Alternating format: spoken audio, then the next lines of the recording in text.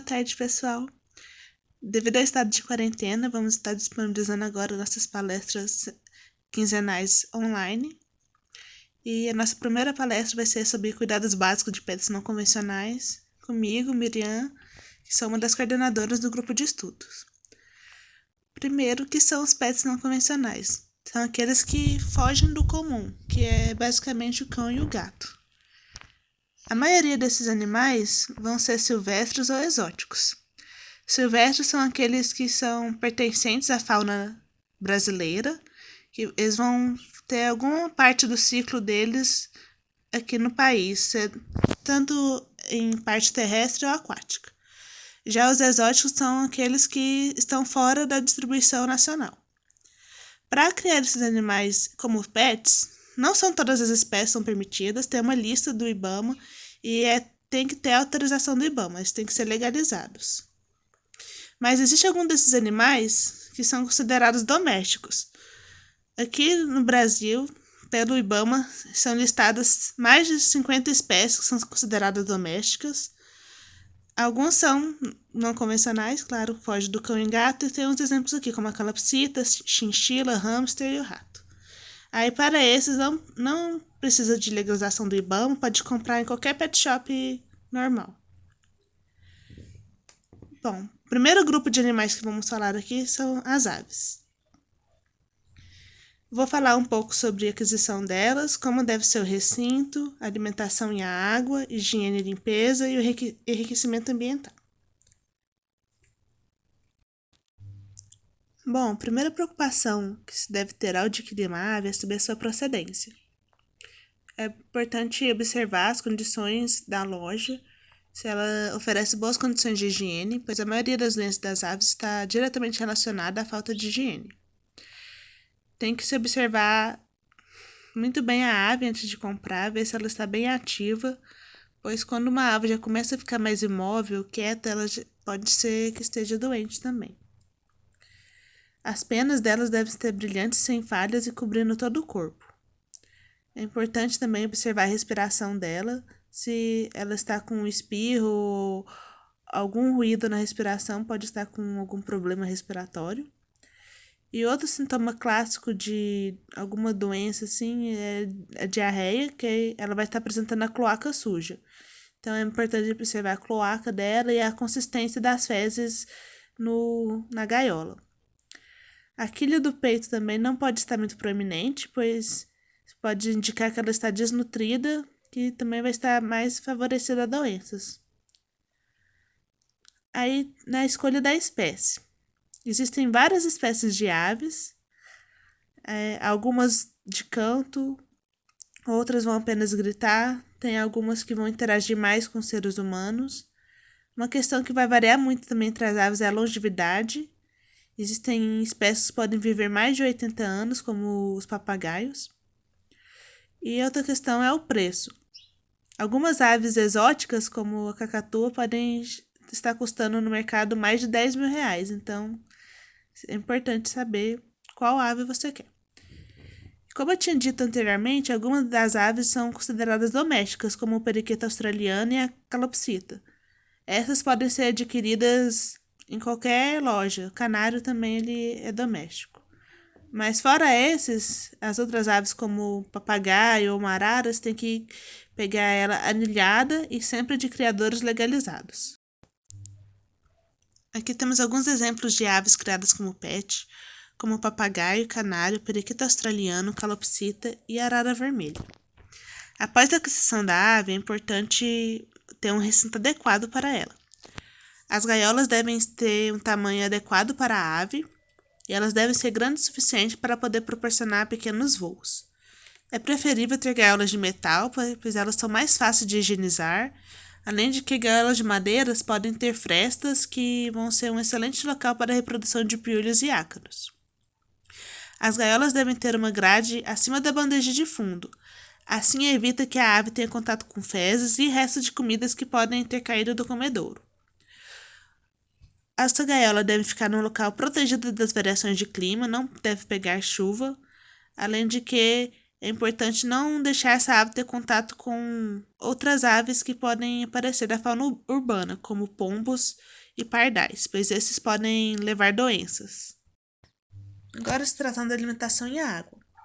A água pode ser transmissora de vários patógenos, portanto, o fornecimento de uma água de boa qualidade é de extrema importância. Por isso, deve sempre fazer o uso de água filtrada. O bebedouro deve ser limpo e a água trocada diariamente. E é preferível os bebedouros externos, por serem mais fáceis de manusear. Caso seja necessário o uso de suplementos ou medicamentos, deve ser retirada a água de banho, pois alguns desses produtos podem conferir gosto a esta água, fazendo que a ave evite beber a água do bebedouro e beba a água da banheira no lugar. Com relação à alimentação, existem no mercado rações totalmente balanceadas específicas para cada espécie de ave.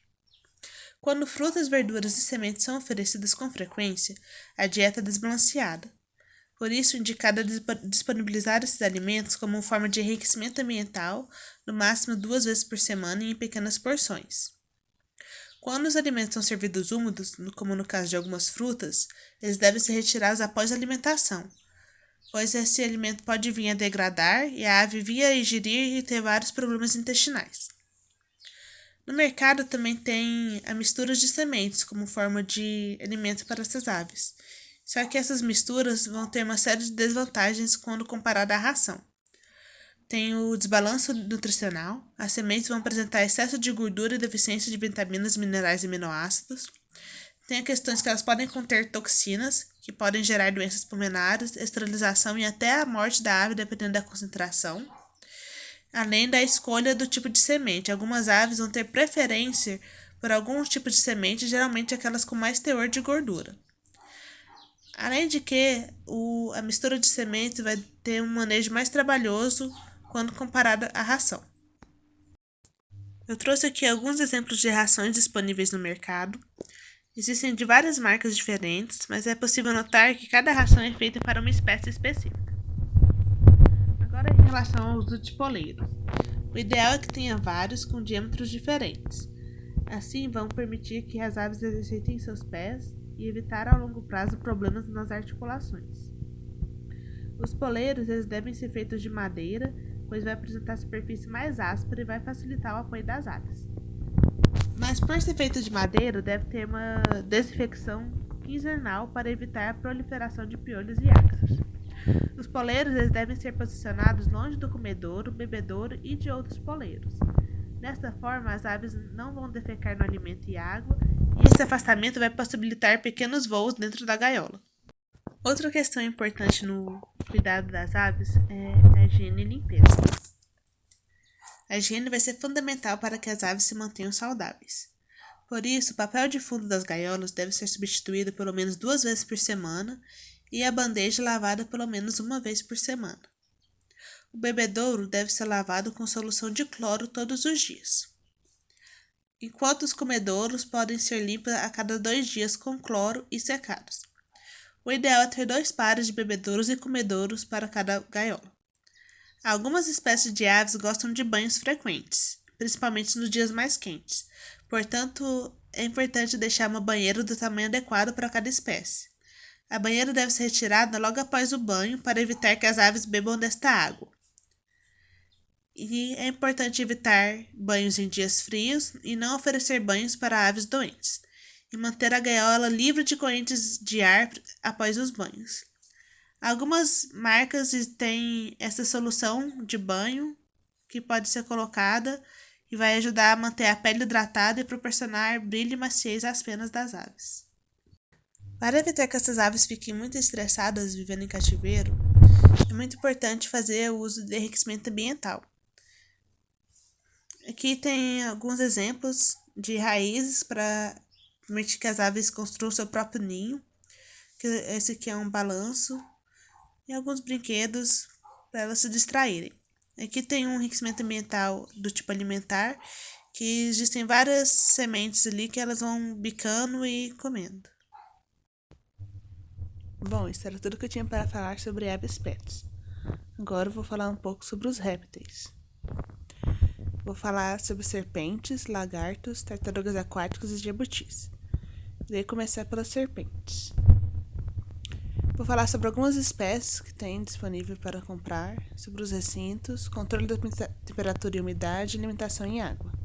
A primeira espécie que vamos abordar aqui é a corn snake. Ela chega a custar em torno de 300 a 800 reais. É uma serpente muito dócil, muito indicada para principiantes, chega a 1 metro de comprimento e pode viver cerca de 15 a 20 anos no cativeiro. O preço para se adquirir uma corn snake varia de 300 a 800 reais. A piton, existem duas espécies que são mais vendidas como pet, que é a piton indiana e a piton real. Elas variam de 4,5 a 7,5 metros, mas podem crescer até os 10 metros e pesar até 120 quilos. Elas vivem até 30 anos em cativeiro. A falsa coral é outra cobra recomendada para principiantes por ser de fácil manipulação. Ela é bem pequena, chegando a no máximo 1,5 metro e pode viver até 10 anos. A jiboia pode chegar a 5 metros, sendo mais comum atingir 3,5 metros, pesar de 35 a 50 quilos e vive até 25 anos em cativeiro. O preço de uma jiboia gira em torno de R$ 1.000 a R$ 2.000. Para se criar uma serpente em casa, vai necessitar de um terrário.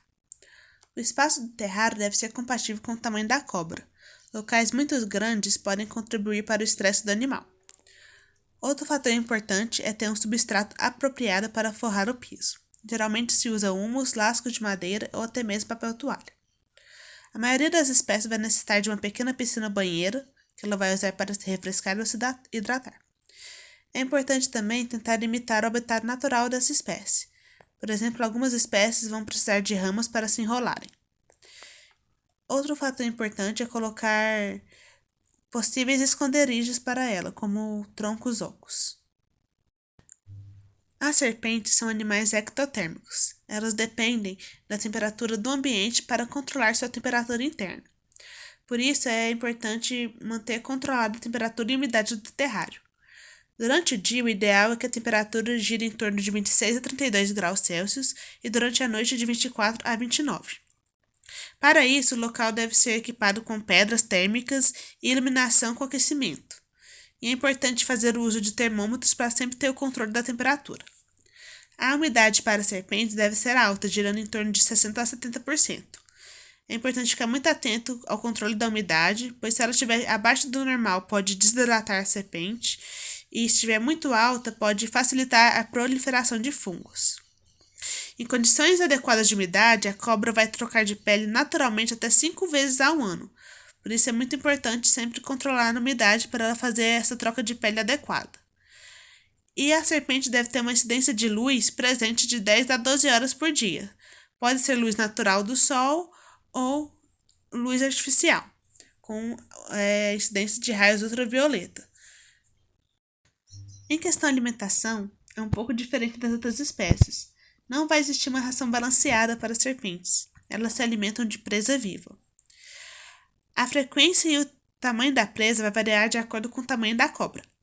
Para espécies maiores, como a piton, vai variar da seguinte maneira. De serpente filhote até 1 ano a 1 ano e meio, essa alimentação é feita semanalmente. Entre 1 ano e meio e 3 anos, quinzenal, e a partir daí vai ser feita alimentação mensal. Para cobras menores, como a corn snake e a falsa coral, quando filhotes elas vão ingerir um camundongo neonato a cada 4 dias, e já quando adulta vai comer um camundongo inteiro vivo a cada 10 dias. Bom, agora eu vou falar um pouco sobre os lagartos. Eu trouxe somente aqui uma espécie, que é a iguana. Ela é uma espécie silvestre, originária do Brasil, portanto, para adquiri-la legalmente como pet, precisa de autorização do IBAMA. A iguana pode chegar a medir mais de 2 metros de comprimento junto com a cauda, que vai corresponder a 2/3 do corpo. Ela vai possuir uma coloração verde intensa quando jovem e, à medida que se desenvolve, vão surgindo bandas escuras ao longo do corpo e da cauda. Para manter a iguana, é preciso de um terrário tropical úmido, que vai procurar imitar as condições das florestas tropicais, que é o lugar que ela habita naturalmente. Com isso, devido ao porte do animal, que é grande, o terrário também precisa ter uma dimensão muito grande, inclusive com a altura significativa para a instalação de troncos, onde ela vai poder subir. O terrário também deve conter vegetação, que além de decorar, vai proporcionar abrigo e ajudar na manutenção da umidade do ar. A temperatura deve ser mantida em torno de 25 a 30 graus Celsius. Para tanto, podem ser usadas lâmpadas incandescentes ou com radiação infravermelho, ou ainda pedras artificiais com aquecimento especial para répteis. A umidade deve ser sempre mantida alta, em torno de 70 a 80%. Isso vai ser conseguido borrifando-se água diariamente no terrário ou com manutenção de um pote de água para evaporação. Os animais irão ter melhor desenvolvimento com acesso à radiação ultravioleta através de lâmpadas especiais ou de rápidos banhos de sol. Em relação à alimentação, esses animais, quando filhotes, eles costumam se alimentar de insetos, mas quando passam a adultos, têm hábitos essencialmente herbívoros. Existem rações balanceadas para essa espécie no mercado, e a alimentação deles deve ser feita 2 vezes ao dia. Os adultos vão apreciar muito pétalas de flores como hibiscos e rosas, que podem ser dadas como petiscos para eles. A próxima espécie que irei abordar aqui é sobre as tartarugas aquáticas. Irei falar sobre a espécie que tem no Brasil, sobre o tipo de resíduo que deve se ter, manutenção da água, temperatura, alimentação e sobre doenças. A espécie que é criada legalmente aqui no Brasil é o tigre d'água.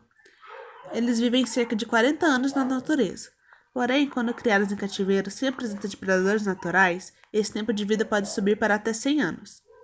As fêmeas vão atingir maturidade sexual em torno de 5 a 6 anos, enquanto o macho atinge em torno de 2 a 3 anos. As fêmeas podem chegar a atingir até 30 centímetros de comprimento, enquanto os machos medem cerca de 25 centímetros. O ambiente para essas tartarugas aquáticas deve sempre apresentar uma porção seca e outra alagada, visando também o deslocamento fácil entre as duas áreas. Pode ser através de rampas ou escadas de pedra. Elas vão necessitar de uma iluminação natural ou artificial com radiação ultravioleta, e elas podem ser mantidas tanto em aquaterrários como em lagos de jardim. Em ambos os casos, é muito importante dimensionar previamente o local, levando em consideração a quantidade e o tamanho dos animais. Deve-se oferecer o máximo de espaço possível, e ter como parâmetro para espaço mínimo 5 vezes o comprimento e 3 vezes a largura do casco. É muito importante considerar o tamanho dos animais adultos, para evitar necessidade de trocas para ambientes maiores. As fêmeas chegam a 30 cm de comprimento e o macho a 25 cm de comprimento, como eu tinha dito anteriormente. Em lagos de jardim, o ideal é que seja cercado para a proteção desses animais contra predadores como roedores, gatos e cachorros. A água. Para a montagem e realização das trocas parciais de água dos aquaterrários ou lagos de jardim, pode-se usar a água de torneira, se ela for previamente tratada para eliminação do cloro e neutralização das possíveis metais pesados e amônio. Existem produtos no mercado especialmente para o tratamento dessa água. Bom, assim como em um aquário, a qualidade da água do aquaterrário ou do lago deve ser monitorada constantemente. Os principais parâmetros a serem analisados são o pH, a dureza em carbonatos e indicadores dos compostos nitrogenados. A verificação da dureza em carbonatos é importante, pois indica uma maior ou menor tendência em variar o pH da água. Já o monitoramento dos níveis de compostos nitrogenados é necessário para verificar a eficiência do sistema de filtragem ou a indicação da necessidade de trocas de água. As tartarugas aquáticas possuem um metabolismo bastante elevado quando em temperaturas altas. Elas comem muito e, consequentemente, também sujam muita água. Por isso, a necessidade de instalação de um bom sistema de filtragem. A escolha do filtro vai depender principalmente do tamanho do aquaterrário. Deve-se dar preferência por modelos de filtro externo com grande capacidade de filtragem mecânica. Existem modelos de filtro especialmente fabricados para uso em lagos, muitos deles associando a filtragem a um efeito decorativo, como o chafariz ou cascata. As trocas parciais ajudam a manter a boa qualidade da água e evitam que os animais sejam submetidos ao estresse de uma limpeza geral. Mas com o passar do tempo, pode haver necessidade de uma limpeza geral, com a troca total da água. Neste caso, as tartarugas devem ser removidas com cuidado para outro recipiente até que se finalize o trabalho de limpeza, montagem e tratamento da água. Os animais devem ser mantidos preferencialmente entre temperatura de 24 e 30 graus Celsius. Os aquaterrários podem estar equipados com sistema de aquecimento com lâmpada infravermelha ou como usados em aquários, com termostato, desde que protegidos para não quebrarem. O aquecimento permite que os animais se mantenham ativos durante todo o ano, mesmo que nas épocas de frio. Em ambiente aberto ou sem aquecimento, as tartarugas podem ter uma redução do metabolismo durante os meses de frio e diminuir a movimentação e até a alimentação dos mesmos. É muito importante que esses animais tenham uma exposição à luz solar, pois auxilia na síntese de vitamina D, que é responsável pela assimilação do cálcio, que é importante para a formação do esqueleto e da carapaça. Estes banhos de sol fazem com que os animais se alimentem melhor, fiquem mais ativos e resistentes. Também são importantes para prevenir fungos e ajudar na cicatrização de pequenos ferimentos. A forma como as tartarugas são expostas ao sol deve sempre permitir que elas optem em estar ou não diretamente sob os raios solares. E caso as tartarugas habitantes de aquaterrários não possam estar expostas aos raios solares regularmente, estes devem ser substituídos por uma iluminação artificial. Tem que ser com uma lâmpada especial com radiação ultravioleta, não qualquer tipo de lâmpada. Em questão da alimentação, as tartarugas aquáticas devem ser alimentadas diariamente, porém elas são bastante resistentes a períodos de até uma semana sem comida. Existem no mercado rações completas e balanceadas para essa espécie. Os alimentos devem ser sempre oferecidos na água, já que não é recomendável que elas se alimentem no seco, pois elas têm dificuldade para engolir. É importante que todo alimento oferecido seja consumido em até 10 minutos e que se retirem as sobras, para evitar que o alimento fique velho e ela acabe ingerindo alimento estragado. Em relação às doenças, eu trouxe algumas das mais comuns.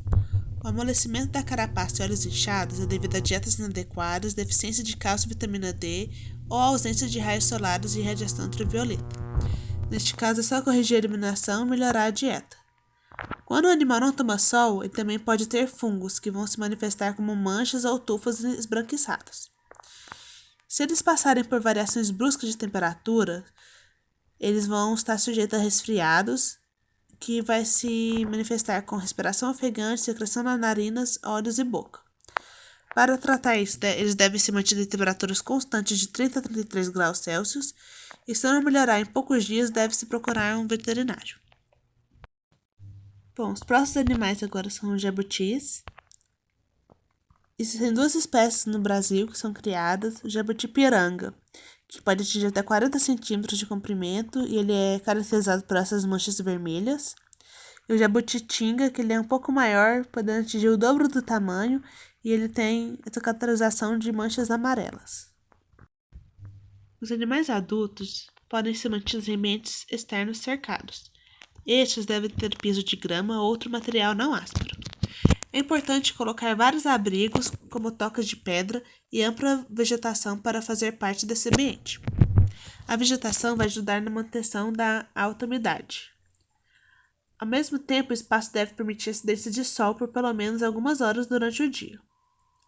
Esses abrigos vão ser muito necessários durante a noite para esses animais escaparem do frio. É necessário também que tenha recipiente raso com água sempre limpa para esses animais poderem utilizar para beber e até para banhar-se. Com relação à alimentação, os jabutis são animais onívoros. Existem rações específicas para a espécie e tem que deixá-las sempre disponível para o animal. Mas é importante ter uma variação da alimentação natural também, disponibilizando legumes e vegetais por 4 dias na semana, frutas durante 2 dias na semana e proteína animal por pelo menos 1 dia na semana. O mais comum é utilizar de ovo cozido com casca, mas também pode dar minhocas e carne moída. É importante não dar alface nem mamão para esses animais em grandes quantidades, pois causam diarreia, além do abacate, que pode ser muito gorduroso. Também é importante deixar sempre um osso disponível para o animal, pois quando ele sentir necessidade de cálcio, ele vai ir lá e roer o osso. Bom, os últimos animais que iremos comentar aqui serão os mamíferos. Irei falar sobre roedores e coelhos e sobre o furão. Os roedores e coelhos são todas espécies consideradas domésticas, então nenhuma tem que ter legalização do IBAMA para adquirir. Vou falar sobre algumas espécies de roedores e coelhos, sobre os recintos de alimentação e higiene. Eu irei mostrar algumas espécies de roedores que tem disponíveis. A primeira é a chinchila. Ela mede cerca de 25 centímetros e pode pesar entre 500 e 800 gramas. Eles podem viver por até 20 anos, são bastante sociais e podem viver bem em grupos. O próximo é o hamster. Existem 3 espécies mais comuns, que é o anão russo, chinês e sírio. Eles podem medir entre 5 e 15 centímetros de altura e vivem em média de 2 a 3 anos. Os hamsters são animais bastante territorialistas e somente devem ser mantidos com outro animal de sua espécie se forem acostumados desde pequenos. O gerbil mede em média com a cauda 15 centímetros e tem uma expectativa de vida de 3 a 3,5 anos. A fêmea dessa espécie é muito territorialista. Não é recomendado manter mais de uma fêmea por recinto. O gerbil dominante ele costuma não aceitar os outros. Um casal pode ser metido junto desde que isso ocorra desde os 2 meses de idade e não sejam mantidos separados por mais de 24 horas, senão pode ocorrer brigas. Eles são bem ativos durante o dia, bem diferente do hamster que são mais noturnos. A próxima espécie que eu irei falar é o twister. Ele é o rato doméstico. Ele tem cerca de 30 centímetros de comprimento e pode viver de 2 a 4 anos. Ele é uma espécie sociável que gosta de viver em grupo. O twister ele é bem inteligente e pode aprender alguns truques simples. Como eles gostam de viver em grupo, é aconselhável que tenha no mínimo 2. Só que cuidado ao ter casais, pois eles começam a se reproduzir a partir dos 3 meses de idade e podem ter até 8 gestações por ano. Os porquinhos da Índia. Eles medem em torno de 25 centímetros de comprimento, têm uma expectativa de vida de 5 anos. Existem 13 raças diferentes. Eles são dóceis e amáveis, adoram dar e receber carinho. São muito inteligentes e muito curiosos, por isso não pode deixá-los soltos sem supervisão. Eles são bem pacíficos e vivem melhor na companhia de outros da mesma espécie. Os porquinhos da Índia eles não metabolizam vitamina C, por isso é importante dar ração específica que supre essa necessidade deles. O mini coelho. Ele pode chegar a pesar 2 kg, vive em média de 8 anos e vive bem sozinho. É importante soltá-lo por no mínimo 2 horas por dia, sempre com supervisão para evitar que fuja ou que roa fios elétricos e móveis. Nunca de grade, pois pode haver acidente e fraturar a perna dos animais. Esse tipo de terrário pode ser usado para gerbil. O twister também, ele gosta muito de escalar, é bom ter gaiolas com várias plataformas.